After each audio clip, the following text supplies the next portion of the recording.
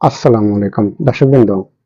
Doctor Mohammad Yunus sir উনি যখন ক্ষমতা নেন বা ওনাকে ক্ষমতাটা দেওয়া হয়, বাংলাদেশের মানুষের দাবি ছিল, এবং উনি ক্ষমতা নেওয়ার পরে উনি আমার মনে হয় যে 24 ঘন্টার ভিতরে যে 12টা ঘন্টা দিনে কাটছে, এই দিনে 12টা ঘন্টা উনি কখনো স্বস্তিতে মানে রিল্যাক্সে কাটাতে পারেন নাই। অর্থাৎ প্রত্যেকটা দিন বাংলাদেশের ভিতরে, বিশেষ করে ঢাকার ভিতরে, মানে একটা না একটা ইস্যুকে কেন্দ্র কইরা মানে আন্দোলন আছেই। এই আন্দোলন সেই আন্দোলন, অর্থাৎ যত আন্দোলন মানে আওয়ামী লীগ সরকারের সময় জৈনা ছিল, সেই আন্দোলনগুলি একসাথে মানে সে বোমের মতো ফুটে উঠছে। সেই আন্দোলনগুলি একসাথে সে বোমের মতো ফুটে উঠছে।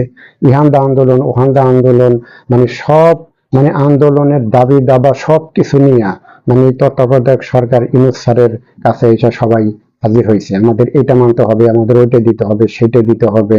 মানে এই সরকার মানে এই আন্দোলনের খেলায় মানে এরা আসলে কি বলবো, এরা দিশেহারা হয়ে গেছে। এরা দিশেহারা হয়ে গেছে এই আন্দোলনের খেলায়।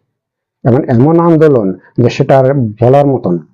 এবং এই আন্দোলনকে সামাল দিতে যাইয়া পুলিশ এবং জনগণের ভিতরে আবার সেই লাঠিপেটা, আবার সেই পুলিশের সাথে সংঘর্ষ, সাধারণ মানুষের গায়ে আবার গুলি লাগে, আবার পুলিশ সদস্য আহত, আবার লাঠিপেটা। মানে কি ধরনের, মানে যে জিনিসগুলি আওয়ামী লীগ সরকারের সময় হয়েছিল, আবার সেই জিনিসগুলি এই সরকারের সময় হয়েছে। এটার জন্য দায়ী কে? এটার জন্য কি এই তত্ত্বাবধায়ক সরকার দায়ী? এটার জন্য আমি একটা জিনিসকে দায়ী করি, সেটা হলো যে সিস্টেমের অভাব। বাংলাদেশ স্বাধীন হওয়ার পরের থেকে অনেক ক্ষেত্রে এই সিস্টেমটা, কোনো ক্ষেত্রে সিস্টেমটা ওইভাবে পরিপূর্ণভাবে হয় নাই। এই পরিপূর্ণভাবে সিস্টেমটা না হওয়ার কারণে এই দাবি দাবাগুলো নিয়ে সাধারণ মানুষ মাঠে নাইমা পড়ে। ইউরোপের কোনো দেশের মানুষ তো এইভাবে মানে মাঠে নামে না। এই সপ্তাহে সপ্তাহে মানে মানে আন্দোলন, এইটা সেইটা সবসময় মানে লেগেই থাকে। এটা কি রে ভাই? এটা কি সেই গ্রাম থেকে আসলে সাধারণ মানুষরা সেই ধরনের আন্দোলন মিছিল মিটিং করে? এগুলো শহরের মানুষ দ্বারা, তারাই তো এগুলো করে। এত আন্দোলন একটা দেশে হয়, কোন দেশে হয় এত আন্দোলন? প্রধান উপদেষ্টা ডক্টর মোহাম্মদ ইউনূস স্যার উনি হয়তো আজকে 9 তারিখ, 9 ফেব্রুয়ারি, উনি হয়তো সমস্ত সচিবদেরকে নিয়ে উনি হয়তো একটা মিটিং করবেন। এখানে যে সচিবরা আছেন মোট সচিবালয়ে মোট 75 জন সচিব আছেন, এর ভিতরে 16 জন হয়তো চুক্তিতে, তারা হয়তো এই বর্তমান দিনের সরকার স্যারে আসার পরে হয়তো চুক্তিতে ওনাদেরকে নিয়োগ দিয়েছেন। আর বাকিরা হয়তো মানে সচিব হওয়ার যে পর্যায়ে এই সিস্টেম, সেই পর্যায়ে তারা আসছেন।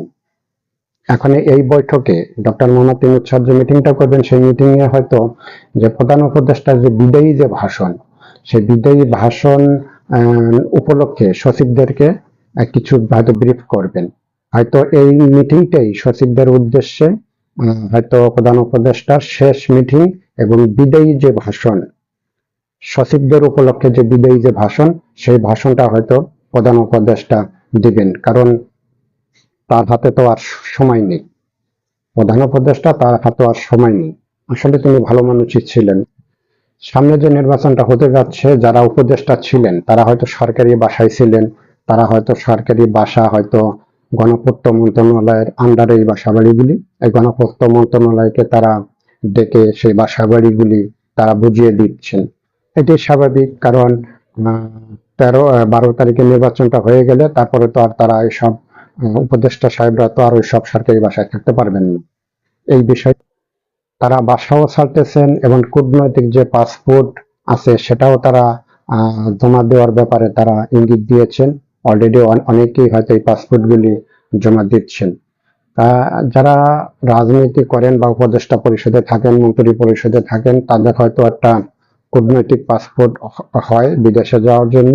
সেই পাসপোর্টটা হয়তো তারা জমা দিচ্ছেন। বাসা বাড়ি জমা দেওয়ার পাশাপাশি এই পাসপোর্ট জমা দেওয়ার কাজও চলতেছে। তো ধন্যবাদ। যে কথাটা বলতেছিলাম, যে ডক্টর মোহাম্মদ ইউনূস স্যার তিনি হয়তো আর আমাদের মাঝে বেশি দিন নেই, তিনি চলে যাবেন তার উপদেষ্টা পরিষদকে নিয়ে।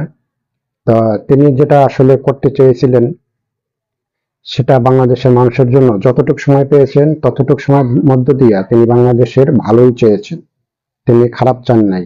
এবং তিনি যে একজন ভালো মানুষ সেটা প্রমাণ হয়েছে। তিনি ক্ষমতায় নেওয়ার আগে বাংলাদেশের শতকরা 90%-এরও বেশি মানুষের মানে ছিল, মানে একটা সমর্থন ছিল যে তাকে উপদেষ্টা পদে বসানো হোক, এবং সেটাই হয়েছে এবং সেভাবেই কাজটা করা হয়েছে। তো দর্শকবৃন্দ, যদি ভিডিওটা ভালো লাগে লাইক ও সাবস্ক্রাইব করবেন। ভালো থাকবেন, সুস্থ থাকবেন। আসসালাম।